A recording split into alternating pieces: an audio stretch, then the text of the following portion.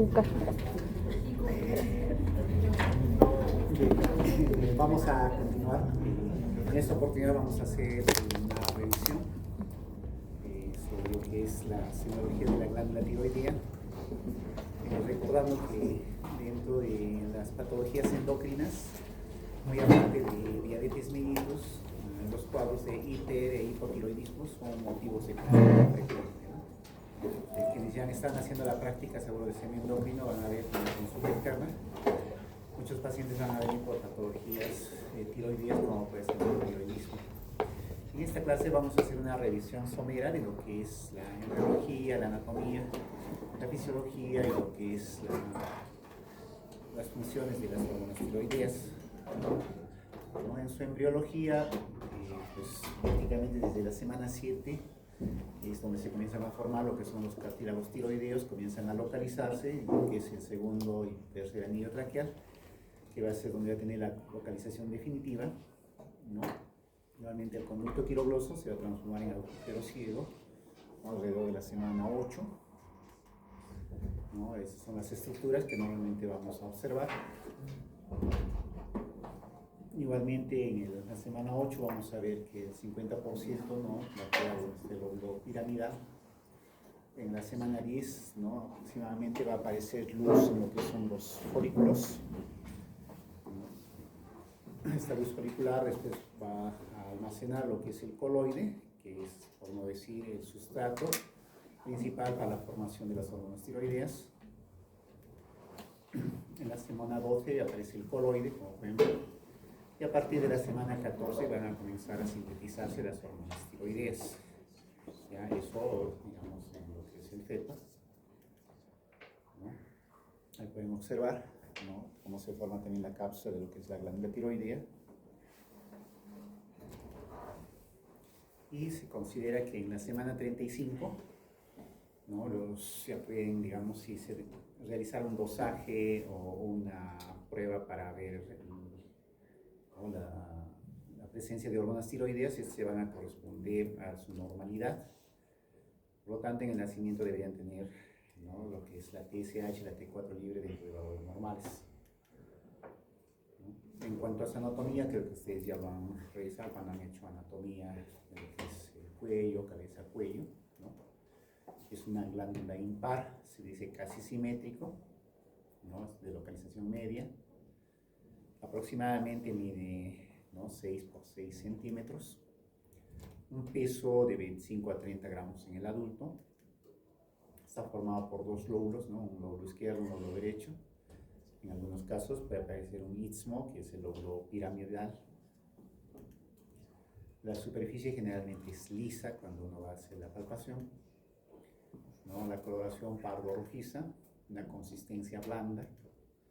La ubicación generalmente está en la parte media del tercio inferior del cuello, situado por delante y a los lados de la tráquea y la laringe, ¿no? Esa es su ubicación, como nosotros vamos a ver.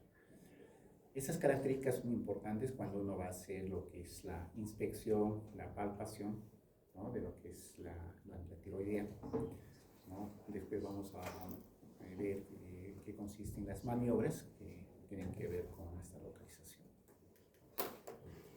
La irrigación, como pueden ver en la figura, ¿no? Tiene pues, la irrigación a través de la tiroidea superior, la inferior y la ima, es decir, tiene varias ramas, por eso se considera que la glándula tiroidea es una glándula bastante vascularizada, tiene un flujo bastante alto, de tal modo que cuando hay hipertrofia de lo que es la glándula tiroidea, estos requieren mayor irrigación, ¿no? Y a veces en la auscultación nosotros podemos encontrar incluso la presencia de soplos, ¿no? El drenaje igualmente, ¿no? A través de la vena tiroidea superior, la tiroidea media y la vena tiroidea inferior, ¿no? Que van a tener distintas áreas de drenaje. Los linfáticos, ¿no? A través de los ganglios cervicales profundos, paratraqueales, los prelamínicos o pretraqueales. Que en ocasiones, cuando estamos frente a un cuadro de una tiroiditis, que puede ser una inflamación, una infección, o un MM de tiroides, sobre todo el carcinoma anaplásico, estos ganglios pueden verse afectados y cuando uno hace de repente lo que es la palpación, podemos encontrar en esas áreas un ganglio incrementado de tamaño, debido a que este sería la zona de drenaje. En cuanto a la inervación, como pueden observar, tiene, ¿no?, lo que es un origen simpático, donde está el ganglio cervical superior, el tronco cervical, los nervios cardíacos. En la parte del origen parasimpático, el nervio vago, el décimo, el nervio laringio superior y el nervio laringio recurrente. Estos nervios, dentro de esta estructura que ustedes pueden observar, son bastante importantes, sobre todo cuando los pacientes son sometidos a lo que son las tiroidectomías, ya sea una parcial o sea una total. En algunos de estos casos, bueno, si bien es cierto, se ven un menor porcentaje, podemos ver cuadros desde disfonía o cuadros desde lo que es ronquera. En algunas veces el que se afecte el laringio recurrente puede llevar a estos cuadros, ¿no? Igualmente, cuando hay infiltración, cuando hay de repente linfomas a nivel del cervical, estos nervios pueden verse afectados. Por eso es que dentro de las cirugías que se planean, ¿no?, por cabeza y cuello, estos deben ser, digamos, de algún modo realizados con anterioridad, hacer las valoraciones, digamos, de la voz, de lo que es la fonación, y posteriormente también hacer un control para ver si ha quedado algún tipo de secuela. ¿Sí? Igualmente, dentro de la histología, creo que ustedes ya lo han visto, el folículo tiroideo, ¿no?, como pueden observar en esta área, ¿no?, es la unidad funcional de la glándula tiroidea. Generalmente este folículo tiroideo tiene un epitelio cúbico simple, ¿no?, en cuyo interior va a contener el coloide, donde es que la glándula almacena su producto de secreción. Igualmente estos folículos van a estar rodeados por tejido conectivo laxo, que es muy vascularizado, eso ya se conoce desde el inicio, ¿no? Esto porque, digamos, les muestra esta parte histológica. Por ejemplo, cuando va a haber algún tipo de enfermedad autoinmune, como puede ser la tiroiditis de Hashimoto, en procesos inflamatorios iniciales, estos folículos pueden ser, digamos, afectados. Después, como que dice, puede haber una destrucción de estos folículos y el contenido que está dentro del folículo, como puede ser el coloide o lo que son las hormonas tiroideas, se pueden liberar rápidamente. Eso puede dar, como que dice, un cuadro inicial donde haya un exceso de hormonas tiroideas. Y al final, como ha habido destrucción, probablemente después no haya un sitio donde se formen las hormonas tiroideas y eso lleva a los cuadros de hipotiroidismo crónico. ¿Okay? Entonces, la histogenia de la glándula tiroides, ¿no?, siempre recordando cómo están las células foliculares, ¿no?, los capilares, y dentro de ellos o entre ellos están las células parafoliculares, es decir, vecino a las células foliculares, que en algún modo tienen también una función importante, ¿no? Acuérdense, las células parafoliculares producen lo que es la calcitonina, que es una hormona importante en lo que es la regulación del calcio. ¿Okay? Entonces, cuando se produce una destrucción, no solamente se van a afectar las células foliculares, sino también las células parafoliculares, y de acuerdo a esto se va a presentar la patogenia. ¿Bien? Muy bien. Entonces, como dice ahí, las células foliculares producen el coloide, es la fuente de la T4 y la T3, que es la tiroxina y la triiodotironina, y las células parafoliculares producen la calcitonina. Dentro de su fisiología, ¿por qué es importante las hormonas tiroideas? ¿No? Que, como han visto, desde que se produce el feto, va a ser necesario para el correcto crecimiento y desarrollo, tanto de la glándula tiroidea, así como para la producción de lo que son las hormonas tiroideas. Tiene una acción colinérgica, una acción termorreguladora. Debido a esta producción de la hormona tiroidea, nosotros podemos mantener unas temperaturas de repente de 36.3, 37, que corresponde, digamos, a los límites de normalidad. Entonces, cualquier incremento o cualquier deficiencia también va a tener regulación con lo que es la temperatura. Igualmente, estimula la síntesis, la degradación de proteínas, la degradación de grasas, es decir, tiene una función metabólica. Eso estamos hablando un poco en macro. ¿Ya? Igualmente, cómo se producen las hormonas tiroideas, ¿no? Por ejemplo, si se produce la que es la T4, la tiroxina, que va a ser la unión de dos moléculas de diodotiroxina. Estos pueden ser a través de los procesos de desiodación, producir la T3 o triodotironina, y todo esto va a estar controlado por lo que es la liberación de la TSH, ¿no? Es decir, a mayor producción de hormona estimulante de tiroides, mayor producción de T4. Igualmente, a menor producción de la TSH, menor producción de... Y esto, por supuesto, va a estar regulado por los mecanismos de retroalimentación, ¿no? Que hablamos un poco, ¿no? La otra situación importante a considerar es el yodo, ¿no? O sea, el yodo como precursor en lo que es la formación de la hormona tiroidea. Entonces, en primer lugar, tenemos que ver de dónde proviene el yodo. Gran parte va a provenir de lo que son los alimentos, ¿no? Hay pocos alimentos en realidad que contienen yodo, ¿no? Alguna vez habíamos visto lo que son las algas marinas, de repente, lo que es el nabo, dicen, ¿no?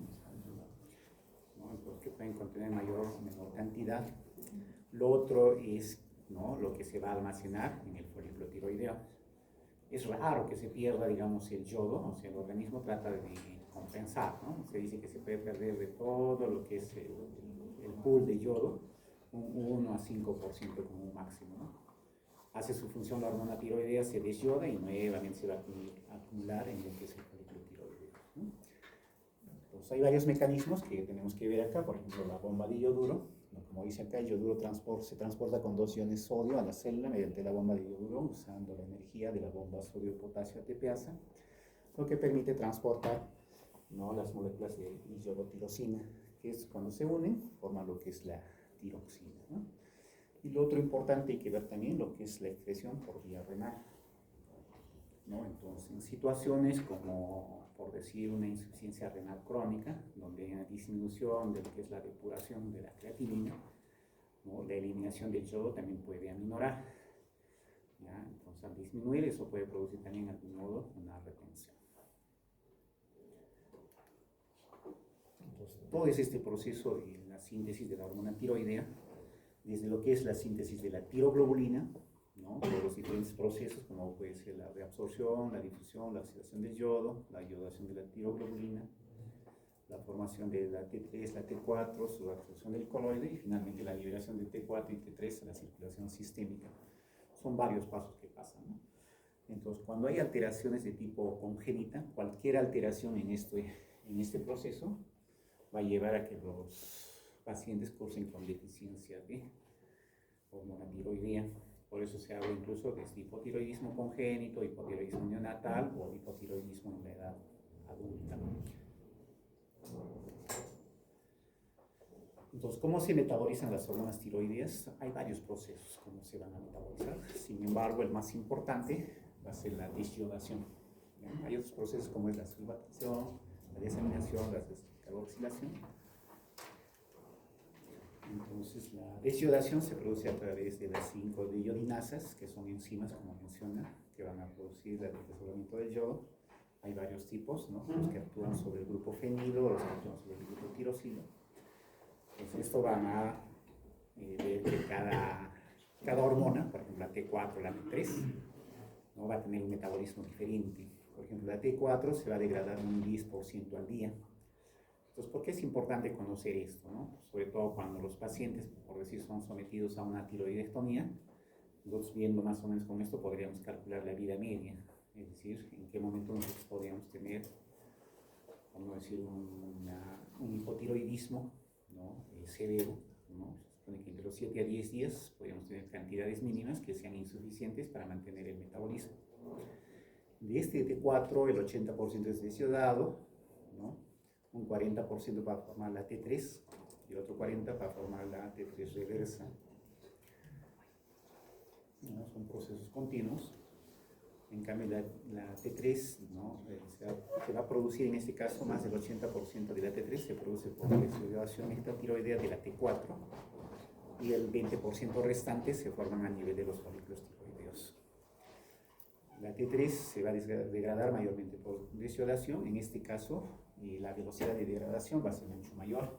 Se menciona que en el tercer día casi un 75% de la T3, ¿no?, puede estar ya metabolizada o eliminada.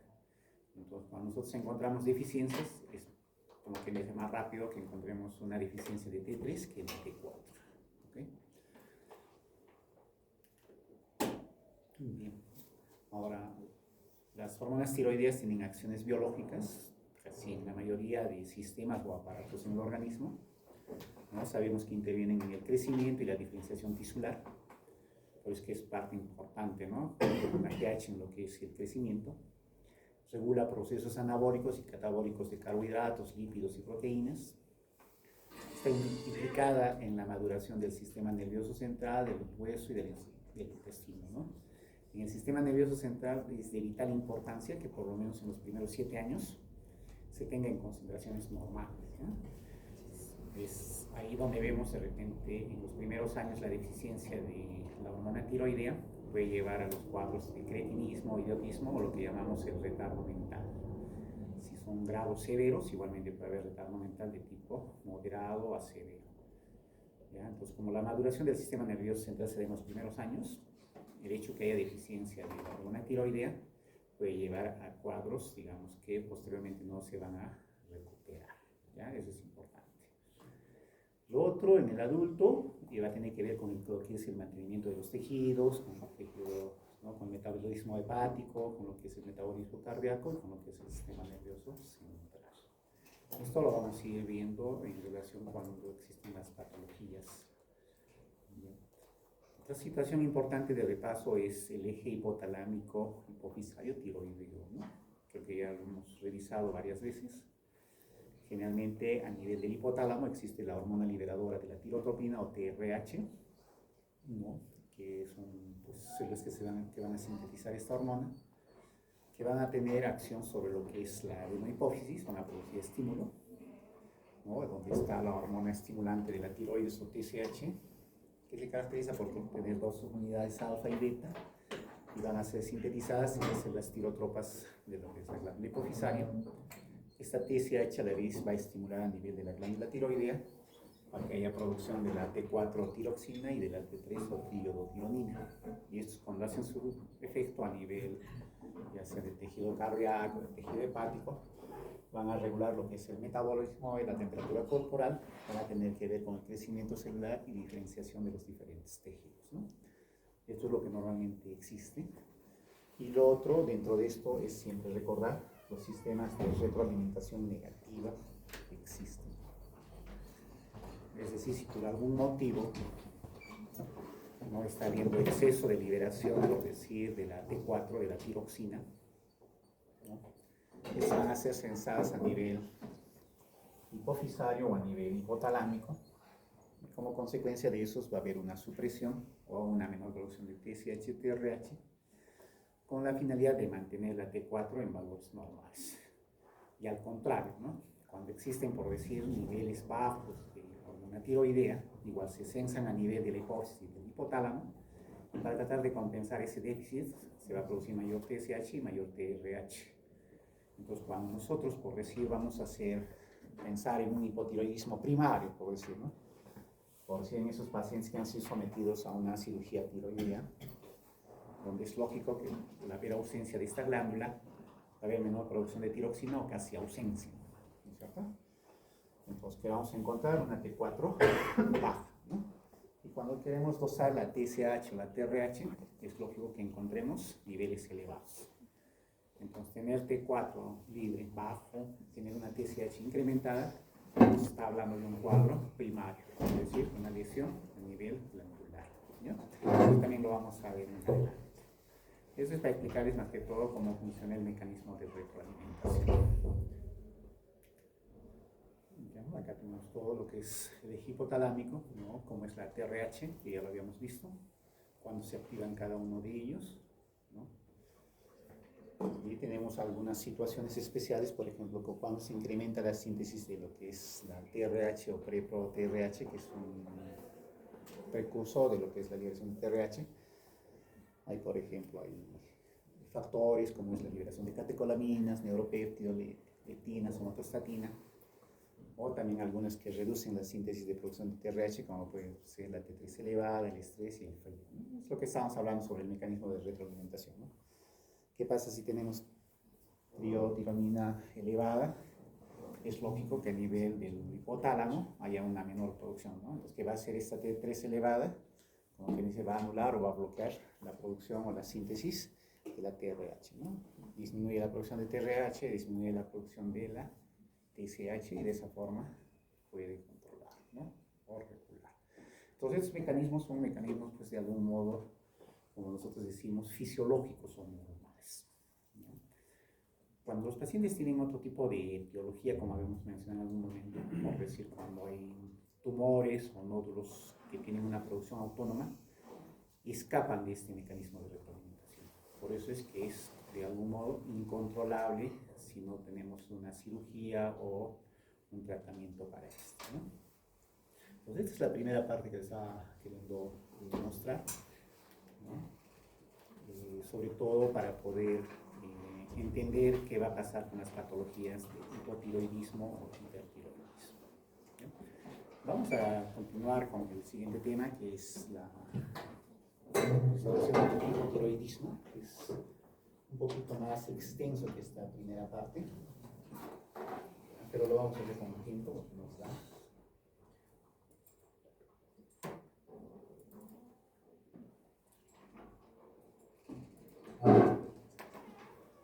Posibilidad.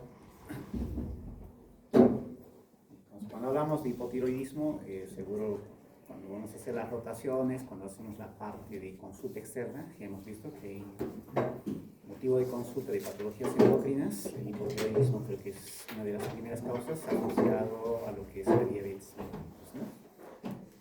Entonces, cuando hablamos del hipotiroidismo, igual tenemos que conocer el efecto fisiológico de las hormonas tiroideas, por ejemplo, a nivel del sistema cardiovascular, que tienen que ver con la presencia del automatismo, de la contractibilidad, es decir, su función cronotrópica, a nivel del tejido adiposo.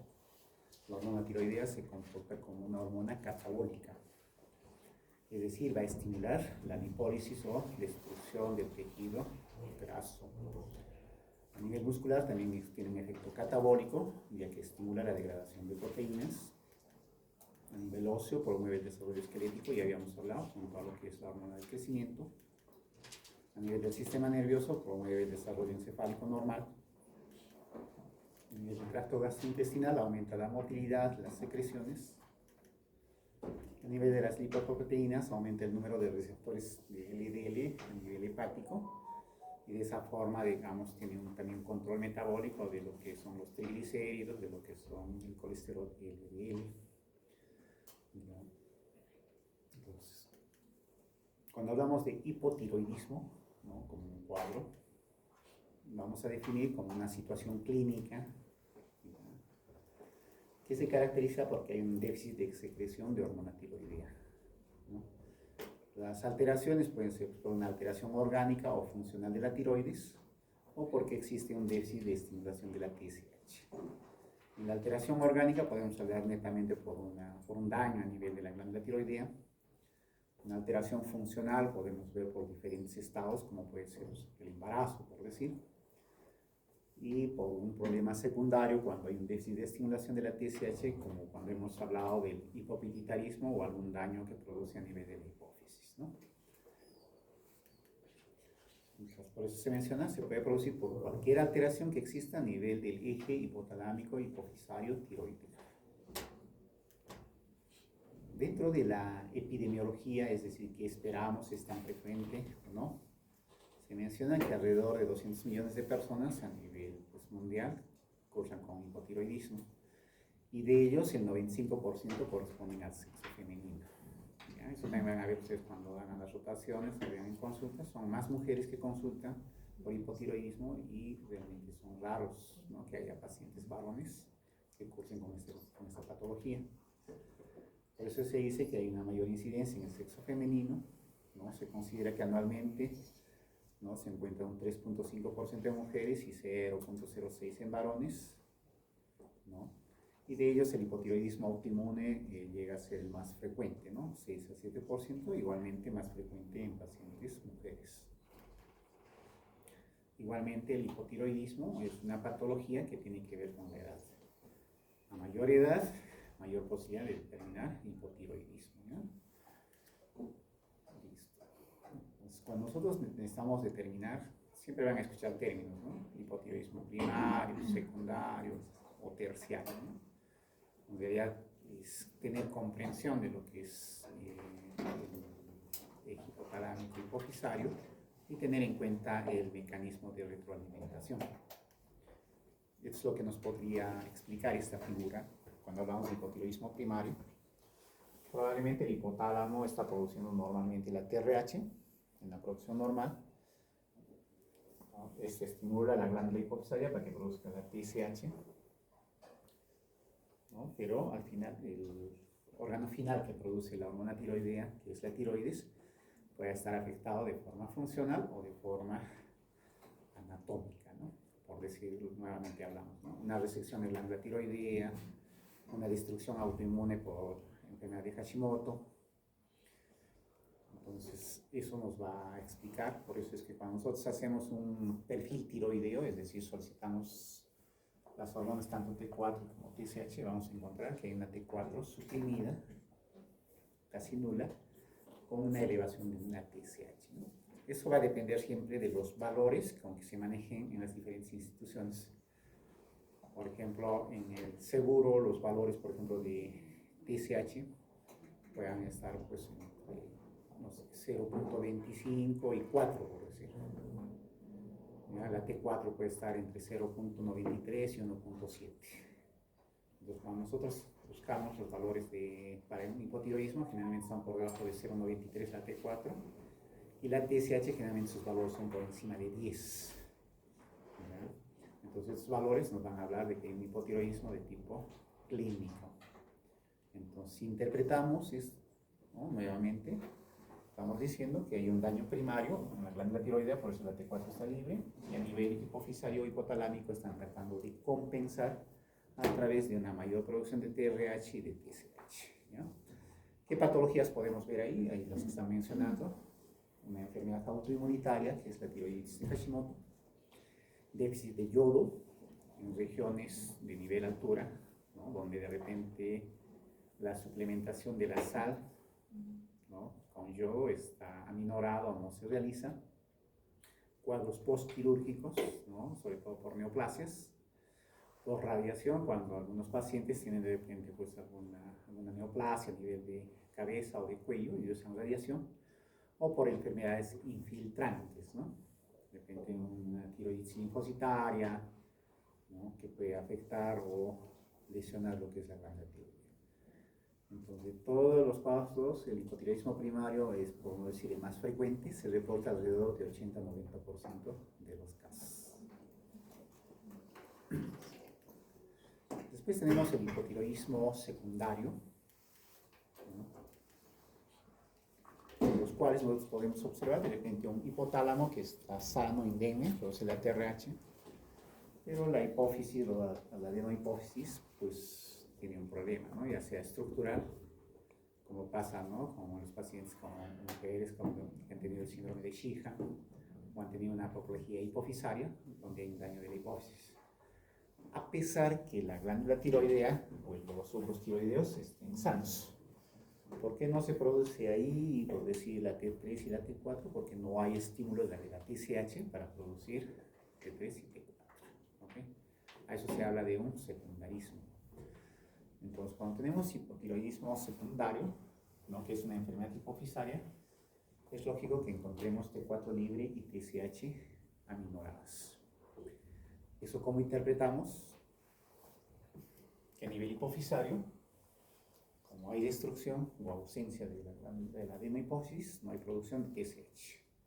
Al no haber producción de la TSH, no hay estímulo de la glándula tiroidea, por lo tanto, los niveles de tiroxina también están suprimidos.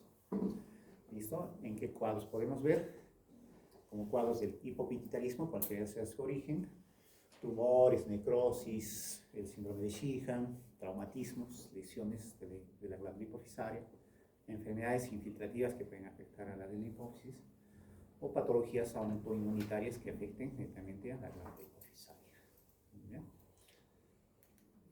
Bueno, en algunos casos se habla de hipotiroidismo terciario, que realmente son más raros todavía, donde podemos encontrar tanto la liberación de TRH, de TSH y de tiroxina disminuida, ¿no? Como normalmente se graficaría en estos casos, tenemos una glándula tiroidea normal, una glándula hipofisaria normal, pero probablemente a nivel hipotalámico haya habido una lesión, ya sea estructural o funcional, que en este caso no hay estímulo, ¿no? Hacia la adenohipófisis para que produzca la TSH y este a su vez estimule a los tiroides. ¿Qué patologías? Trastornos en el hipotálamo, ¿En qué casos podemos ver eso? Cuando algunos pacientes hacen una isquemia cerebral, ¿no? De repente un infarto cerebral, de repente no tienen alteraciones, no tienen déficit motor, pero se han visto comprometidos núcleos del tálamo. Si hay afección del núcleo supraventricular, ¿no? O del paraórtico, estos pueden producir un aminoramiento o menor producción de la TRH. Igualmente, la presencia de tumores que asientan a nivel hipotalámico, si han sido sometidos a radioterapia, traumas, ¿no? O algún tipo de forma infiltrante. En otros casos van a ver que generalmente este hipotiroidismo terciario, es decir, las alteraciones del hipotálamo con las alteraciones de la adenohipófisis, los consideran ambos como secundarios en todo caso, ¿no? Entonces, dentro de la etiología, porque eso es lo que nosotros tenemos que determinar cuando, por ejemplo, clínicamente determinamos que el paciente está cursando con hipotiroidismo, ¿no? Por sus diferentes manifestaciones clínicas, tenemos que determinar, ¿no? Si es congénito, sobre todo cuando hay pues, un hipotiroidismo neonatal o congénito, que así nacen, por ejemplo, los niños. Por eso es que en algunas instituciones, en este caso como en el seguro, a todos los niños que nacen, ¿no? Dentro de las primeras horas les hacen un dosaje de TSH. ¿Ya? Y cuando reportan que esos TSH están de repente incrementados, los vuelven a citar, ¿no? A las mamás para que traigan al niño para ver si estos necesitan de algún modo un tratamiento o reposición de hormona tiroidea. Ya no está permitido pues, que los detectemos a los 5 o 6 años, ¿no? En esos casos, ¿qué mecanismos podemos tener para un hipotiroidismo congénito?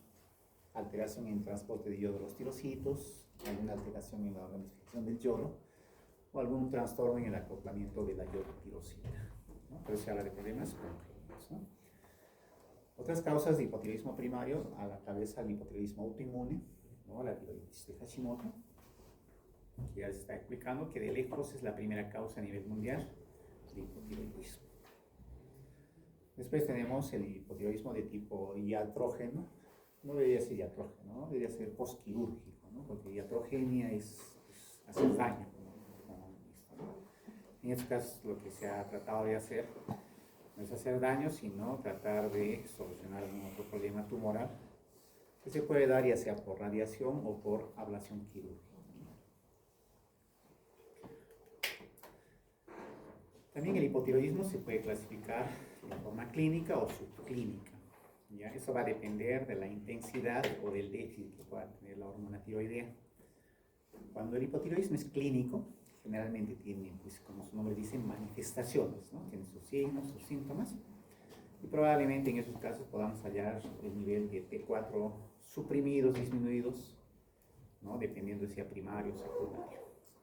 Pero también hay cuadros de hipotiroidismo subclínico, que esos también son frecuentes con la edad, en donde los pacientes pueden tener, pues, son oligosintomáticos, ¿no? 1 o 2 síntomas o no tienen ningún tipo de sintomatología. Pero cuando hacemos el dosaje hormonal, podemos encontrar de repente niveles de T4 libre, todavía dentro de valores normales o en el límite inferior, y los valores de TSH que están comenzando a elevarse. Entonces, en esos casos estamos diciendo que probablemente los niveles de tiroxina se están manteniendo aún en valores normales, pero a costa de que la hipófisis está produciendo mayores niveles de TSH. ¿Ya? Que probablemente en el correr de los meses o de los años, inevitablemente esos pacientes van a hacer un hipotiroidismo clínico. ¿Ok? Muy bien, les doy 5 minutos. ¿Sí? Están como dicen, con el robo mesentérico. Nos tomamos 10 minutos. ¿Ya? Sí, me están cabeceando y no voy a cabecear.